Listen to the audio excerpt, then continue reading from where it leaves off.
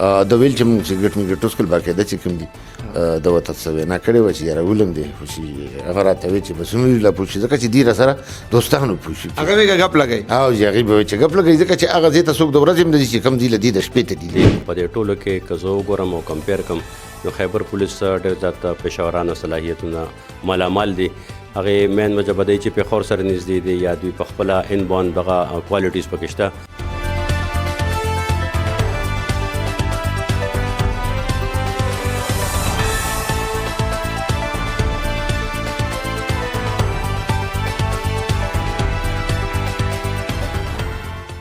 بسم الله الرحمن الرحیم. السلام علیکم. زیم کیسر خان او تاسو ګورئ کرائم کہانی. ګرانو کتونکو د ضلع خیبر د میلواړ تاڼې په حدود کې د یو سټوډنټ قتل شوی. دا یو ان ټریس کیس و. دغه تاڼې پولیس دا کیس ټریس کړی دی او د دې سټوډنټ د قتل په الزام کې د ملګری گرفتار کړی دی. هغې کې به زه کوم ایس ایچ او سره خبرې کوم نو د 3 پیرې د وزیر اعظم نه د امن ایوارډ اغشتی دی. د وقوعې ډیټیل چې کوم دی هغه به ټول د ده نه الو. دا وقوعه کله شوې وه، څنګه شوې وه، پولیس بیا دا ان ټریس کیس ټریس کړی څنګه دی، ملزم گرفتار شوی څنګه دی او ملزم د قتل وجه څه یاده کړې ده. ځکه چې مقتول او ملزمان د ډېر وخت نه دوستانو. دې رپورټ کې به موږ تاسو ته ښیو چې هغه وجه څه وه چې یو دوست لګي شو او بل دوست یې ووجه. دا یو ډېر تفصیلي او د دوستانې حوالې سره د عبرت نه ډک رپورټ دی. ضرور وګورئ. وړومبی خو ستاسو ټولو میډیا ډېره شکریه چې تاسو په دې روژه کې دومره ټیم ایستې او موږ له هم دا ټیم راکړی. دا خو سر زموږ چې کله دلته پوسټینګ وشو تانې میلواړ باندې نو یو ورځ نیمه پس چې کوم دي دا کیس وشو چې زاویې علاقه ورته وایي بره د غر سره د پوه شي په خاونګي چیک پوسټ سره نو موږ ته سهار کې اطلاع میلو شوه چې دلته چې کوم دي د یو نوجوان لاش پروت دی پوه شي نو موږ هغه موقع ته لاړلو او ټیم هم بوتلو پوه شو چې ټیم هم بوتلو بس هغه لاس چې کوم دي موږ راوچت کوو چې راوچت هم کو پوه شو نو دلته هم چې معلومات وکړو هغه هم د همدې علاقې و پوه شو چې هغې د کوکیل قوم سره تعلق ساتلو او د امبیره کې اوسېدل هغې هم پوه شو نوم یې څه و د دې ملک صاحب نوم و پوه شو د دې هلک پوه شو که نه نو بیا د هغې په رڼا کې هغه موږ راوړو دلته کور له هم راوړو د هغې پوسټمارټم هم کوو نو بیا چې کوم دي د ډي پي او صاحب په وینا باندې هغې کې چې کوم دي موږ یو ټیم تشکیل کړو پوه شو.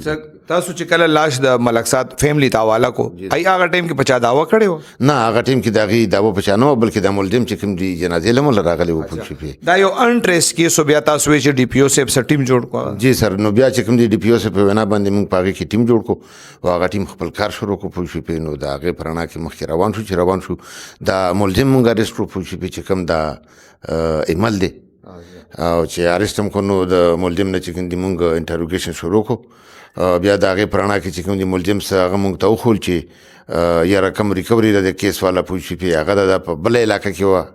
بیا هغې پسې مونږ لاړلو پوه شو هغه ریکوري مو کړه هغه کې هغه کیس کې چې کوم هغه د مقتول پې ویشتې و هغه تماچه وه او یو چې کوم دي د هغه مقتول چې کوم دي هغه د موبایل و هغه مونږ ریکور کړل پوه شو تاڼې ته م راغه کړل نو په دې لیول باندې بل د هغې چې کوم د موبایل هغه و سیمونه و په هغې لیول باندې چې کوم انټروګیشن وشو پوه شي نو د هغې په لیول باندې مونږ په هغې کې ډېر مخکې لاړلو پوه شو چې اوس هم چې کوم ملزم په خپله په هغه شي باندې ډاډه دی او په خپله چې کوم دی هغه د دې شي ګواهي دی پوه شو چې یاره دا قتل ما کړی دی دا کس زما چې کوم دی زور دوست مې و دوستانه مې و ورسره خو بیا په دې منځ کې داسې څه مسلې او کیسې رالې پوه شو چې زه دې راسره وران شو په دې شپه باندې مونږ لاړلو بره زاوله پوه شو چې زاوله لاړلو نو هلته کېناستو او چې کېناستو نو یو ست ګپ شپه مو لګولو پوه شو او بیا چې کوم دی وروره بس دې ما تماشې سره قتل کو پوه شو نو بس دا د دې هغه ما پوه شو واقع ورسره. شمشاد خان دا څنګه تاسو وی دا یو ان ټریس کیس و که نه ملزم څنګه پته ولګېده تاسو ته؟ تاسو په څه طریقه تفتیش وکړو چې تاسو ته پته ولګېده چې دی پکې دی؟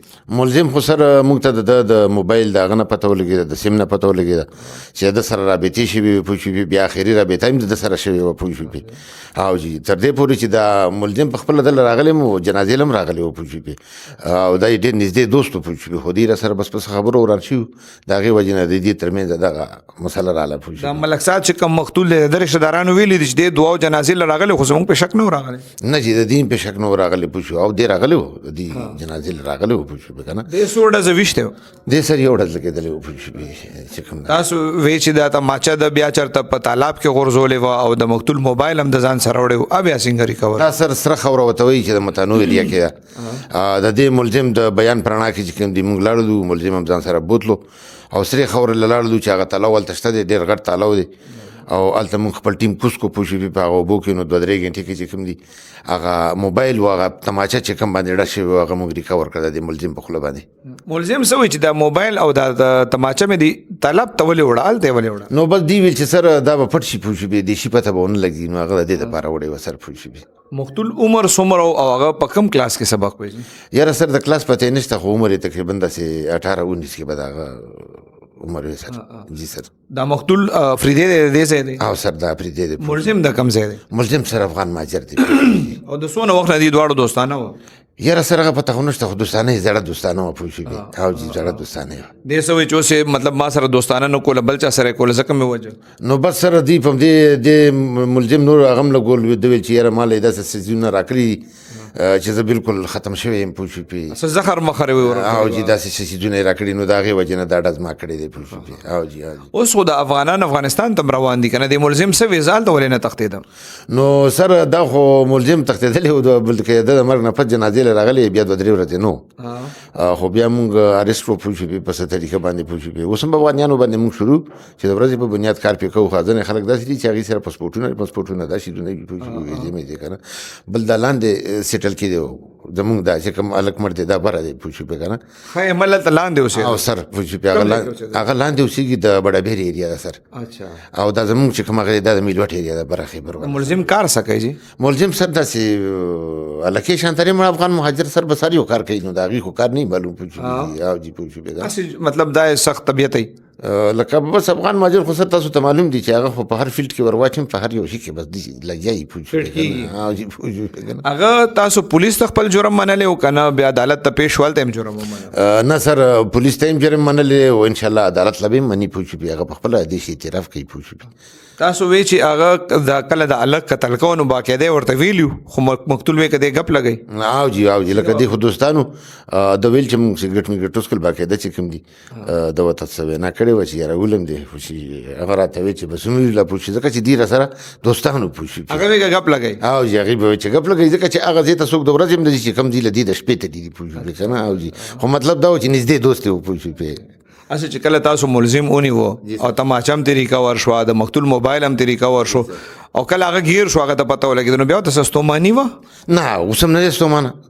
دی وایي چې زه بیا نه یم ستومانه بس دا ما په شوق کړی دی پوه شوې. دونه د دې ورته غوسه و چې اوسه پورې دی وایي؟ او جی بالکل ملزم اوس هم موجود دی چې هغې نه تاسو خپله هم انټرویو کولی شئ. جی سر. کله چې دا قبایلي علاقې سم شوي دي که نه په خیبر پښتونخوا کې دا ستاسو سویمه تاڼه ده د سچوګیرت؟ دا خو سره خیبر کې هسې تاڼه نشته چې په هغې ځای سیچو نه پاتې شوې. او جی پوه شوې خیبر ډسټرکټ کې څومره تاڼې دي په هغې ځای سیچو پاتې شوې. ما اورېدلي وو چې تا ډېر ښه کارکردګۍ په وجه باندې څو پیرې د وزیر اعظم نه دې هم انعام اخیستی دی؟ بالکل سر د 2016 نه 2023 پورې چې کوم امن ایوارډ دی وزیر اعظم صاحب هغه ما اخیستی چې ما سره په هغه موجوده دی سر. وقار خان تاسو څو میاشتې وشوې چې د ډي پي او خیبر چارج اخیستی دی دا دویم دریم کیس دی چې ټریس کېږي دې ځای پولیس حوالې سره تاسو څه وایي مطلب ډېر تکړه شوي نه دي؟ بسم الله الرحمن الرحیم. څومره چې مرج ډسټرکټس دی د هغوی پروفیشنل لایف چې کوم دی د هغه کم دی 7 کالونه دوی پولیس ته راغلی دی خو په دې ټولو کې که زه وګورم او کمپیر کړم نو خیبر پولیس ډېر زیات پیشورانه صلاحیتونه مالامال دي. هغې مین وجه به دی چې پېښور سره نږدې دی یا دوی په خپله ان بان دغه کوالټیز پکې شته نو هغه پولیسي په دوی کې موجوده ده. دی ته مطلب د دې بیا څه ریوارډ ملاویږي ځکه چې اکثر خلک موږ په سوشل میډیا ګورو نو اکثر وایي چې یاره دلته خو ډېر جونیئر کسان دي هغې څه چوګانو لګي یا وایي د دې پراپر ټریننګ نه دی شوی نو داسې دې ته بیا څه د دې څه شاباش ملاویږي؟ نه خامخا سزا جزا خو زموږ د پولیس حصه ده او شاباسي سرټیفیکیټس وغیره هغه د دوی په سروس بک کې د هغې انټریز وغیره کېږي او ټریننګ چې کوم بیسکس دی هغه د ټول مرج ډسټرکټس هغه ښه پوره شوی دی. چې کومه یو خبره کېږي نو هغه لایف سپین دی کم ټایم یې تېر شو 18 نه پس دوی دلته پولیسینګ شروع کړی دی. ګرانو کتونکو تاسو د ایس ایچ او صاحب خبرې واورېدې کیس چې کوم د هغې ټول تفصیل هم تاسو واورېدو د کیس شک نشته چې خیبر پولیس دا سویم کیس دی چې انټریس وي او هغې ټریس کی په ډېر کم وخت کې دی کیس هم ټریس کړی دی ملزم هم گرفتار کړی دی. د قتل وجوهات چې کوم تاسو واورېدل نو هغه مقتول او ملزم په خپلو کې دوستانو که د لږ وخت موږ وګورو نو داسې بلا شي رپورټس ما تاسو ته پیش کړل چې په هغې کې دوست لګي شي او خپل دوست ووژني. نو موږ هر یو رپورټ کې دا ویو چې د دوستانې کم ضروریات دي هغې ته کتل پکاري، د مشرانو چې کم کردار دی چې ای خپل کشران پوهیږي چې یاره چا سره دوستانه کول پکار دي او چا سره دوستانه نه دي کول پکار، عمرونو که چې کم فرق دی په دوستانو کې د هغې خیال ساتل پکار وي. اصل خبره چې کم دا په کم چې زه دا کلوزینګ ختمول غواړم هغه دا ده چې په دوستانو کې ډېر زیات احتیاط کول پکاري، خو په دې کې مین کردار چې کم دی هغه د مشرانو دی چې ای خپل کشران په دې شیزونو باندې پوهیږي، ځکه چې هغې یو عمر تیر کړي، ای ته پته چې چا سره دوستانه کول پکار دي.